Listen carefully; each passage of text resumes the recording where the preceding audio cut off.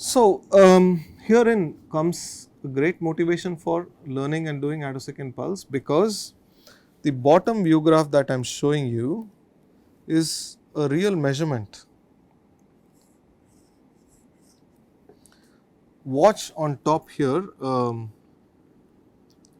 GIF which I have sourced from RP Photonics, thanks to Dr. Rudiger Paschota for this very nice GIF he has made, where you can see the phase clock ticking 0 radians, 1.57, that is pi over 2, 3.145, 3 pi over 2, 0. Watch just the ticking phase clock and the shape of the field, right. If you absorb this, the point is somehow in a real life, for a laser, this gentleman and co-workers measured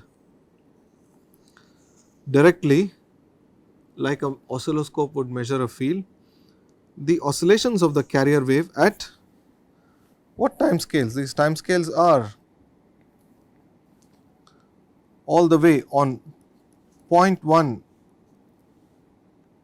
to a few femtosecond time scales. This is a few femtosecond scale, 0 femtoseconds, 1, 2, 3, 4, 5, 6, 7, 8. I am counting femtoseconds over there. Okay. On the time scales of a few femtoseconds, they have measured, see the kind of oscillation that I have been sketching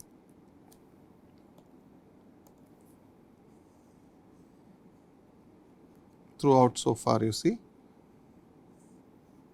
They have measured this, but each measurement is a point.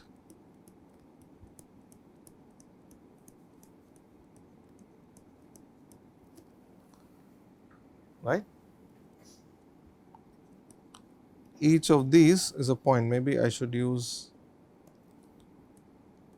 a different color, right. So, a real life laboratory measurement,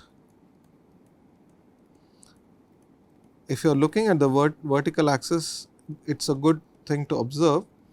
We will have more to say about this in this course in a more advanced stage, but all I am asking you to try and note is these little red dots that I was putting out here, is that measurements have been made on some kind of very fine sub femtosecond rulings.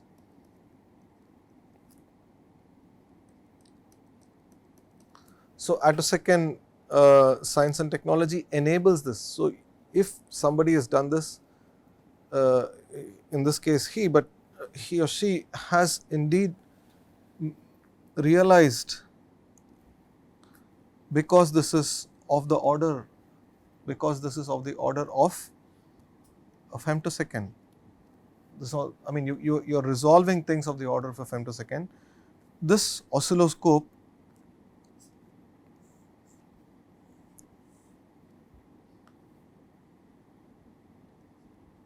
would have had a bandwidth of about a petahertz.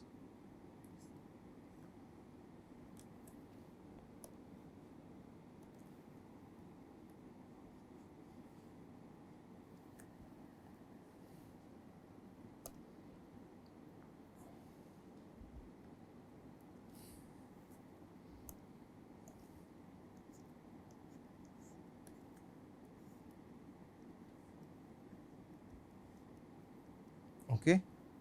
You could take home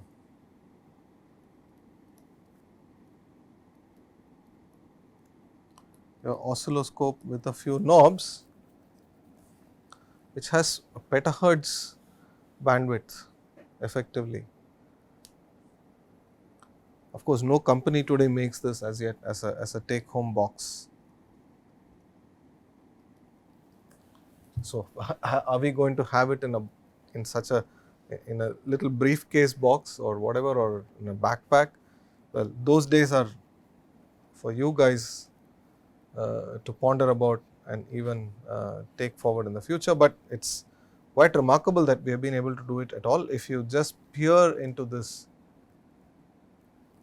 picture, the experimental setup behind this gentleman, you can see it's quite a sizable setup which was used to make such a measurement. Yeah, it's some stuff of steel and whatever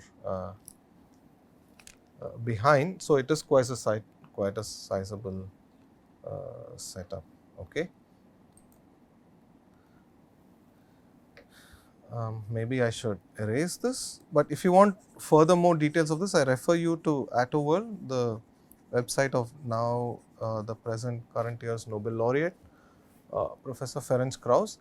Well, right away we can pose this very pertinent question: how do we measure this? How do we measure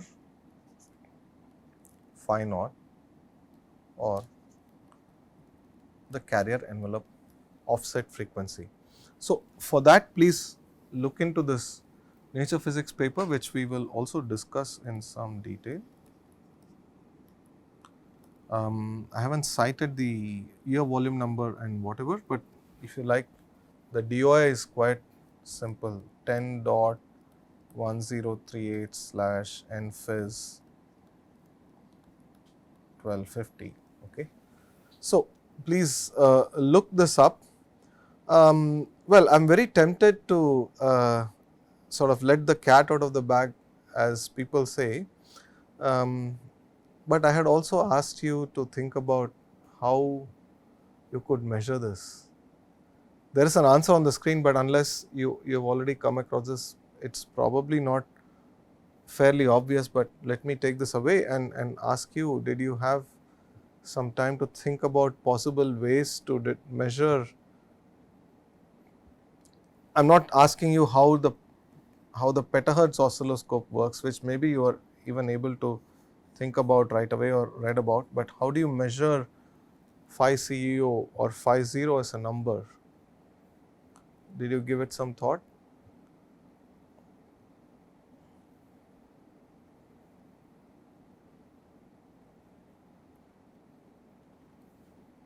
I pose to you the problematic fact that for these fields, for the real full field and time, if this quantity, if I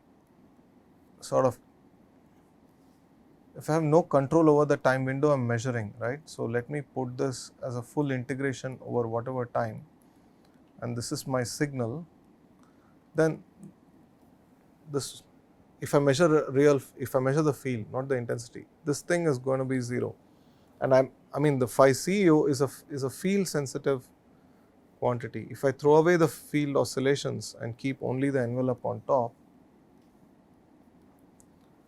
then there is no meaning in such a measurement, because what we want to measure is a quantity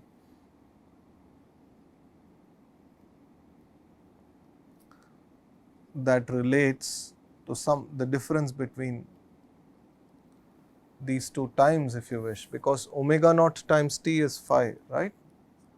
Any phase is omega, you can say omega instantaneous in this case times t. If it's phi of t is 0, then, or a constant value, then it's omega naught times t. So, it's just time difference that we want to measure. So, if I do any measurement of just the envelope here, that would not serve any purpose for us. So, then how do I get a measure for this particular time? Of course, this particular time is sub-cycle time. So, if you see that a cycle, one t cycle, or at least to address the magnitude of this problem, if t cycle is say 3 femtoseconds for popular lasers, one t half cycle is about 1 femtoseconds, 1.5. So, this difference, I can say this delta t is going to be of the order of something like 0.2 to 0.5 femtoseconds, or 200 to 500 attoseconds. Ostensibly, it is not easy to measure these time differences, yeah.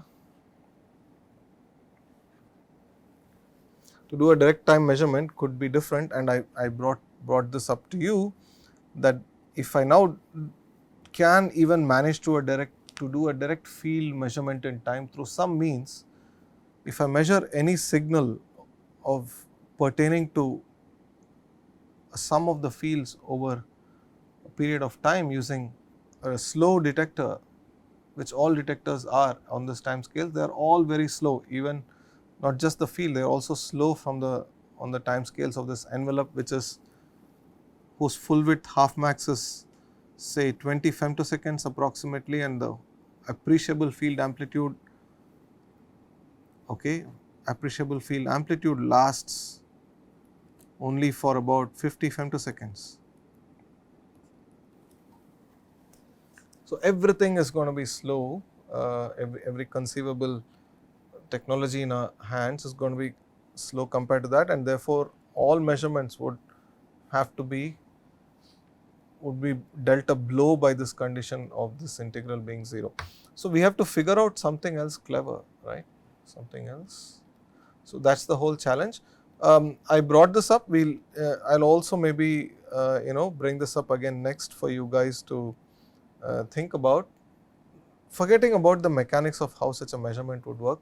What would be the basic principle that we can think of in terms of measuring, getting a measure of this innocent little frequency, or not frequency, phase.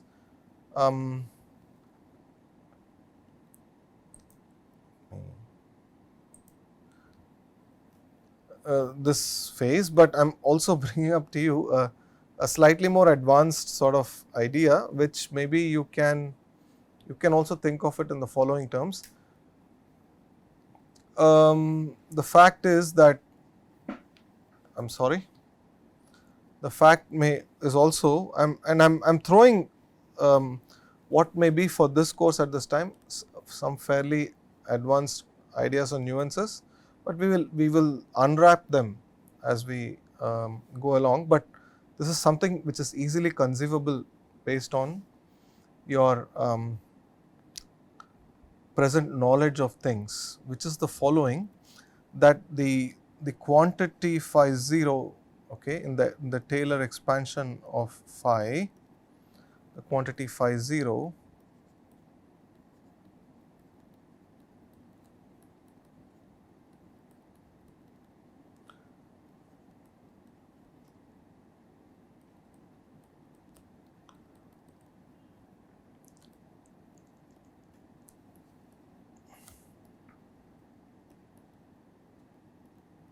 is constant, but in a real world, what does constant mean? This is also the sort of discussion we were having in our prelude to the class. It is, I mean, there is even I mean holding something constant in time at exactly the same value to infinite accuracy or precision is fairly unphysical. So, this phi naught we may also want to admit the fact that it has a very slow variation in time.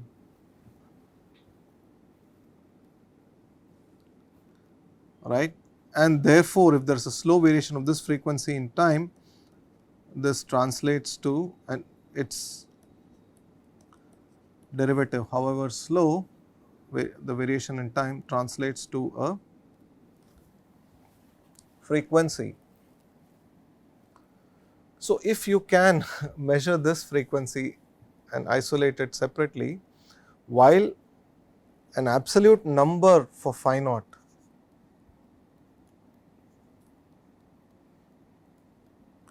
do not correlate the absolute to any other brand name, but the absolute number phi naught is also not of great relevance to us, but what we would, I mean it may be of relevance, but we could also rest happy with considering some time as a reference time and measuring all phi naught with respect to this.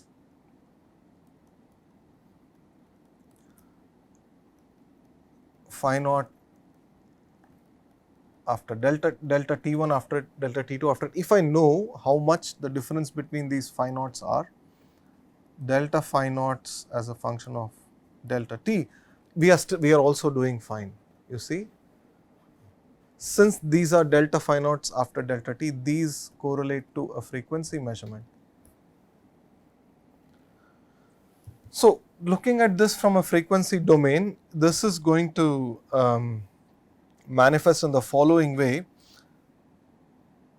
in the sense that we discussed cavity modes early on in our course, and we said that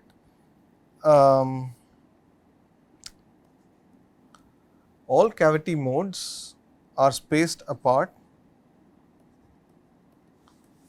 by a free spectral range, and then we used index q, and the qth cavity mode has the frequency nu q, which is nu times the free spectral range. Agreed? Yes. If all these lasers contain resonators, and that is what the output comes from, any frequency emitted by the laser should be an integer q times the free spectral range. Now, the question we can ask is a cavity mode frequency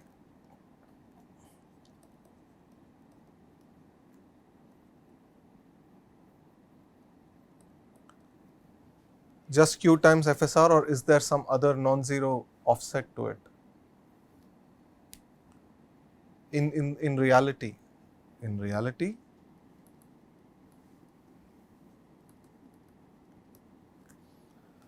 there is no reason to assume that there is not going to be any in reality, because any variation of the phase, any phenomenon that causes a variation, a fluctuation or whatever of the phase, it could be turbulence of whatever air in this room is also, as however minimal a refractive index it does have, temperature varies, pressure varies, blah blah. So, when the pulse propagates, it could suffer a very delicate distortion and variation in terms of some phase, right, because the refractive index can fluctuate and therefore a phase. Stars twinkling is, for example, a consequence of the fact that anything between the eyes that view the star and the star is having some slow variations in time, which our eyes are able to perceive as a twinkle. So, such slow variations are inherently present everywhere, right. But I am not saying this is only due to propagation. Even inherent in a laser system, there would be some dynamic effects going on, right. So, all that could lead to the fact that the frequency is not exactly q times the free spectral range, and there is an offset frequency. Now, the point I am making with a lot of maybe say foresight or taking a really long shot is to tell you that this offset frequency relates to the variation of this phi naught, slow variations of phi naught in time. If this starts to become really fast, then the rest of the terms are not in the Taylor sense meaningful. So, this better be, if anything, better be very slow. So, the point being, all this is interrelated, and we will get to this to these details in as we go along in time. Okay. So, let me make another point here. Let me make another point. I will come back to you. Sorry. Is the fact that as if life does not get complicated enough by just variations in phi naught and the shapes of electric fields, the shape of the electric field which we considered earlier, you can say this versus this,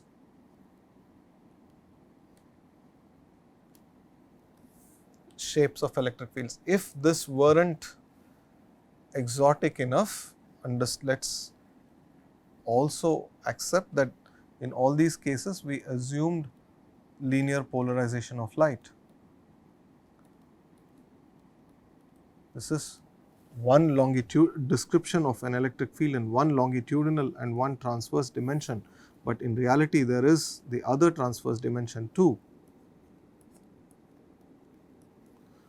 Nothing prevents these electric fields from having a twist in the other dimensions. Look at this field, it is not a few cycle field, but what I am talking about is a pulse. This is from the work of Professor Tobias Brixner in the University of Würzburg, whose group performs leading work on uh, multidimensional spectroscopy. But the point being that for whatever reason, you can consider follow this electric field going from left to right. It appears like a linearly polarized field, but if you follow the graphics, at some point here the field starts to rotate, turn around, turn its head around, if you understand what I mean.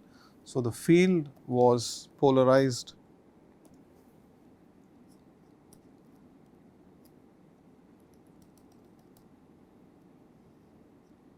like that.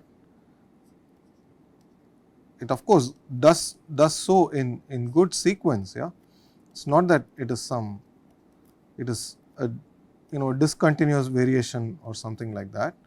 So, the field has the electric field vector is rotating, having a sort of rotation about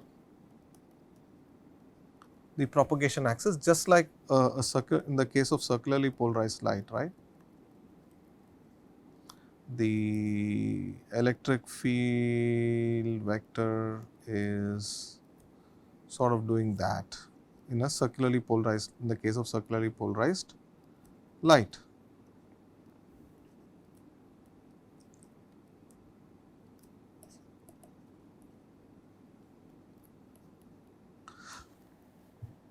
These pulses, ultra short pulses, these are short pulses. Look at the projections of the shadows of the electric field along the, if you wish, the shadow on the vertical screen versus the horizontal screen. These are the two shadows, if you wish.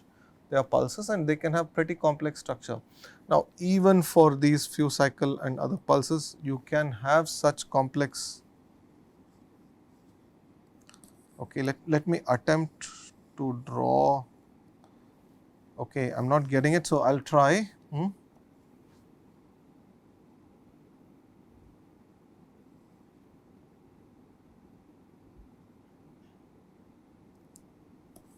am trying to get a particular shape.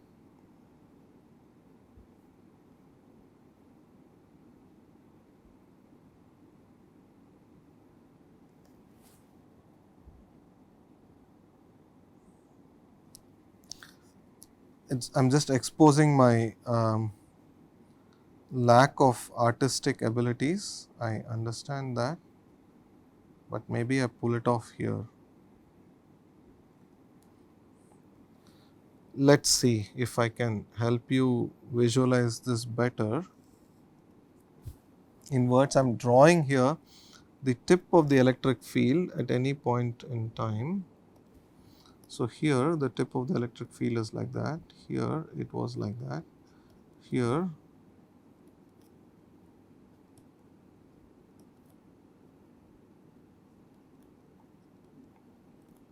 so what this pulse has done is that it started off with, let us say, being LCP, but all this is under one envelope.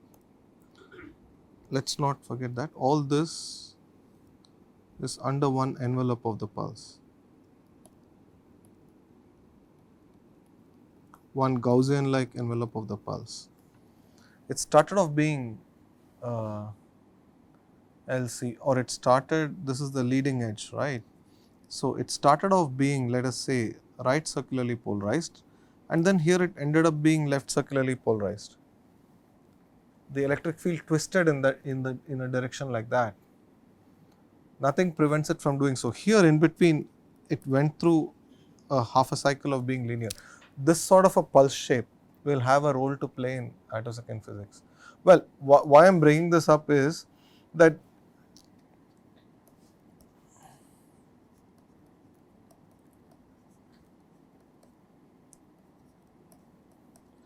that is why if Ed Sheeran had an idea of or ported his song to attosecond physics, he would have sung shape of E. It's really important. Shape of E is the key thing over here. And we will have to measure the shape of E. That's really the point of doing metrology too. So, these complicated pulses are very much a part of our, going to be a part of our day to day discourse in attosecond physics.